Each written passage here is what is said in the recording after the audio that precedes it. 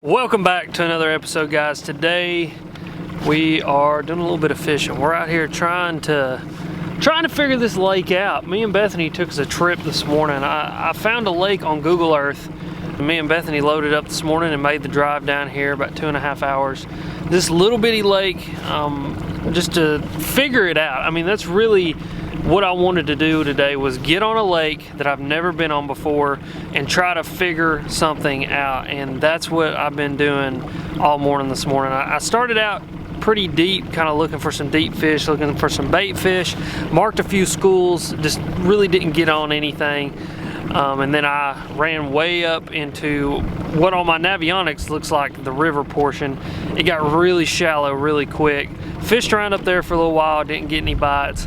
And then I've ran back down now. I'm kind of mid-lake, and we're gonna start fishing some bluffs, cranking a crankbait. I mean, this lake should be in full fall mode. Water's 57.5 to 58 degrees, bluffed out banks, beautiful water clarity, and the wind's blowing just a little bit, which to me, in my mind, is the perfect combination for getting on a bluffed out kind of bank, a transitional bank, and throwing a small body crankbait and catching some fish. So we're gonna get after it, we're gonna stay after it, and we're gonna see if we can get these fish figured out today on this lake. And this place is beautiful, really cool. Mountainous lake, just in the middle of the Smokies. And I've already seen some deer this morning, some squirrels, and it's just been an awesome day so far. Poor Bethany though, she's freezing to death over there. You got anything to say? No. Oh gosh. All right, so hopefully you guys will enjoy today's episode. All right guys, well, we're gonna start out with the old Spro rock crawler here. I honestly don't even know what this color is called, but as you guys can tell, I have thrown it quite a bit, but I'm throwing it on my 7-foot medium moderate action Lew's David Fritz Perfect Cranking Rod. I got the Lew's Tournament Pro on here, 6/8 gear ratio, and some 12-pound Strike King fluorocarbon. And we're gonna see what we can get done. Like I said, I'm really thinking that these bluffed out banks are gonna be the key to catching some fish. And the reason for that is they're transitional areas. And I've talked about this before, but what I mean is not transitional as far as like fish transitioning during the season, but fish being able to transition more rapidly. Meaning if they bring the water up, the fish can pull up. If they bring the water down, those fish can just follow that water down, and they never have to leave an area. A lot of the fish that live on these bluffed out banks are residential fish. It means they live there their whole entire life and they never leave. And really, you know, bluffs, 45-degree angle banks, those kinds of things can be some of the most productive areas all year long, simply for that fact that those fish never have to leave. They got plenty of food moving through that area constantly.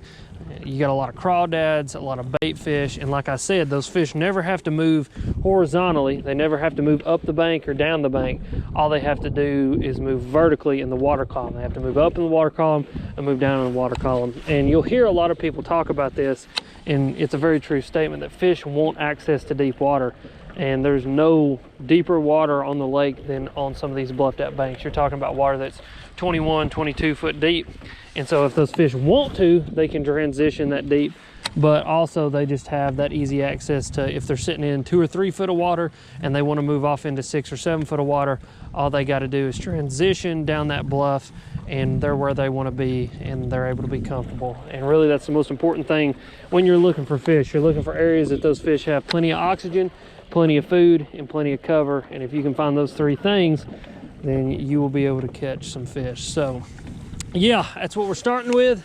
That's what we're looking for. And we are going to cover some water and see if we can catch some fish. Not really sure if it'll be largemouth or smallmouth. I'm not really even sure what's in this lake, so we'll have to see.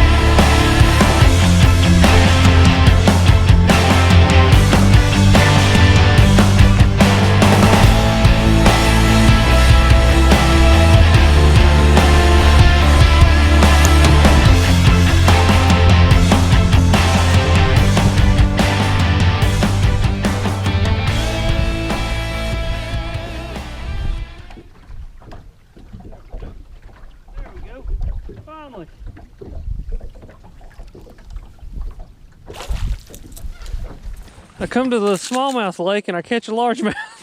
How you do it? Hey now, you're a rock star. Stop it! Give me them pliers. Oh no, he stuck me in the leg. Oh. Ow. Off your leg first.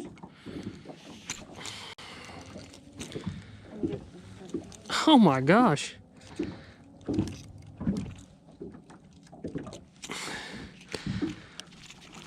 There we go. Man, he's a little chunker. I mean, that's what I'm talking about. Well, alrighty then. There's number one. There we go. Net. Nah, he ain't that good, but well, yeah. Net me here, baby.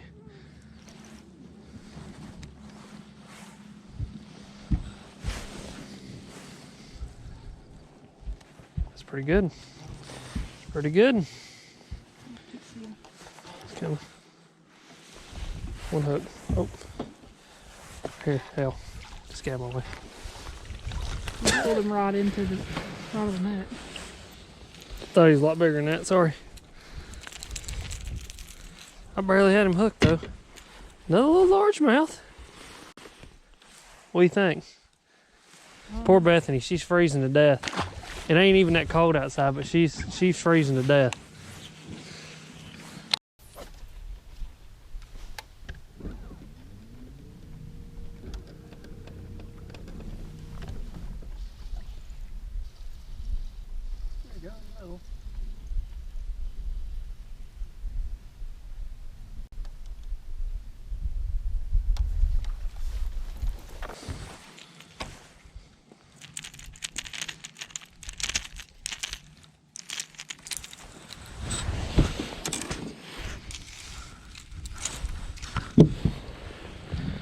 Oh, he's a giant.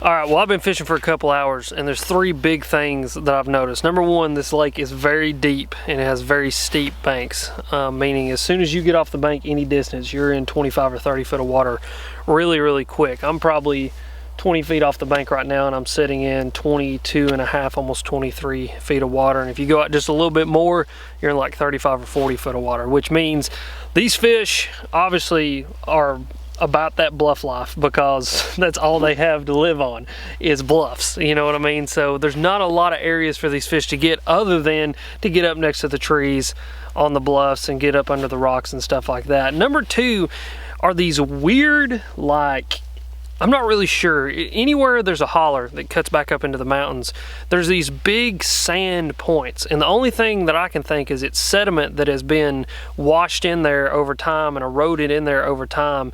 And it's made these big sand points.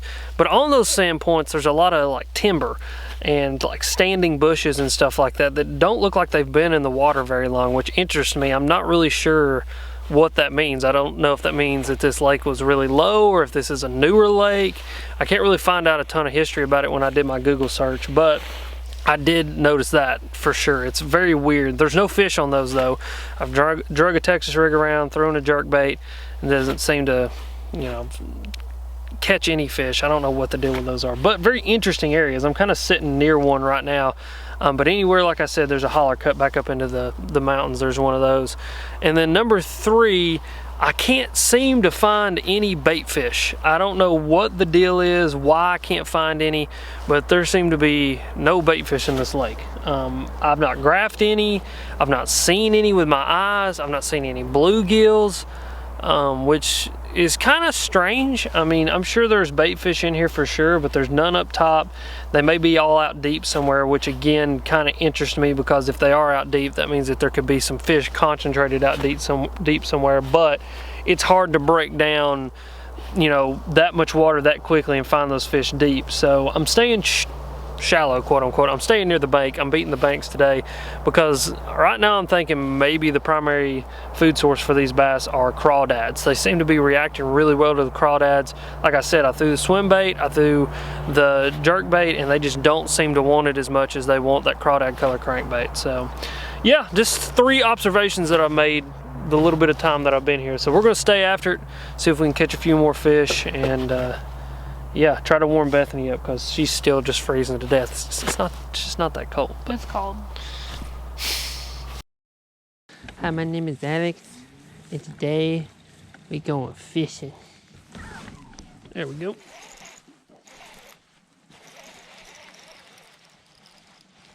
Look at this, one with him. There's one with him.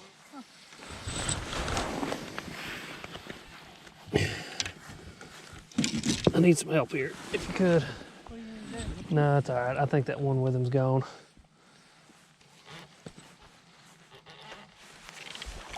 Better one.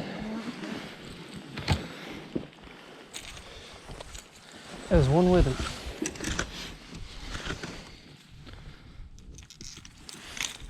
They're all coming up under it and eating it. You can tell because they're hooked in the bottom of the face.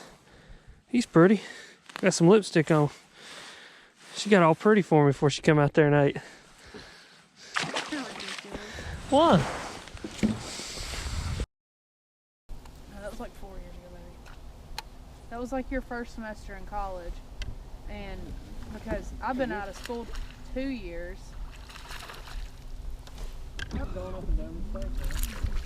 Oh man, no. I tell you, he's a slobber knocker. He's a slobber knocker, you hear?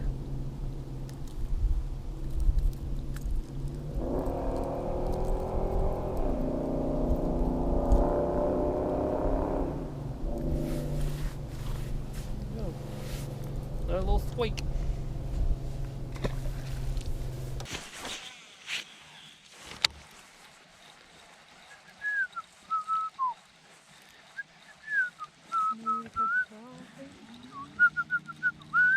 On the way back there, you're gonna stop at the There we go. Now, you calm down, sir. Sir, come here. Calm down. Wow. Biggest one of the day. Actually, I think that one I caught a few minutes ago was smaller than this one.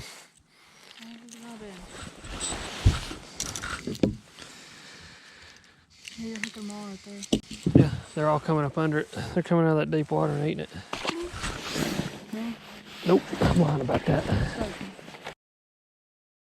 Alright guys, so we're going to end today's video right here. I have to say, it was a pretty successful day for showing up to a lake that I know absolutely nothing about. I've never been on before in my life, and figuring out how to catch a few fish. I think it went pretty well. I tried a little bit of everything, like I said today. I tried shallow, I tried deep, I tried graphing, and I just didn't seem to find the fish anywhere but the kind of stuff that you see behind me here, these bluffed out banks. And that's just kind of a big confidence area for me this time of year. It's an area that's really high percentage where the fish want to live, and it's just something that I know I can go get on this time of year and catch some fish. But all the fish I caught today, I caught them on the old Spro rock crawler. This came in the Monsterbass box back in November, and it has been putting in work. It is a bait that, like I've said hundreds of times, just puts in work for me this time of year. It's an awesome bait for a couple reasons. The biggest reason being that you can get this bait down a little bit deeper than other crankbaits that are this size and this style can go, which is really, really awesome. But I was throwing that on my 7-foot medium David Fritz cranking rod with some 12-pound fluorocarbon and a 6/8 gear ratio Lew's Tournament Pro. That's my go-to cranking setup. The only difference that I've made is that reel. I actually put that Tournament Pro on there the other day because I backlashed my other reel so bad I didn't feel like dealing with it. So I just threw this one on there off my other cranking rod, and I'm probably going to keep it on this rod just because I like the way it performs. Not that the Custom Pro that was on here isn't any good, it's just I like the way this one performs, and I've not really noticed too much of a difference. So that was what I was throwing today. Like I said, targeting those bluffed out banks. And I had a ton of fun. If you guys enjoyed this video, please hit that like button, that subscribe button, as well as that notification bell. Go down in the comment section. Tell me if you want me to just pick random lakes on the map and go check them out and try to figure out how to catch fish there, because I had a ton of fun today. That's one of the biggest reasons why I love fishing, is going to a place and just figuring it out. And when I go to a place like this I've never been before and have to figure it out, it's a ton of fun. But make sure to leave a comment if you want to see some stuff like that. Go down in the description. I have links to all my partners, like Lew's. You guys can check out all the gear that I used today. I'll include the crankbait as well. You can also check out all the clothes I wear. This Adder Down jacket from AFCO, honestly guys, it kept me warm today. Bethany's got on the full Protus rain suit, kept her warm today as well. So, I mean, just awesome gear from awesome people. And when you support them, you also support me. But, as always, guys, you guys are sweet. And thank you for watching.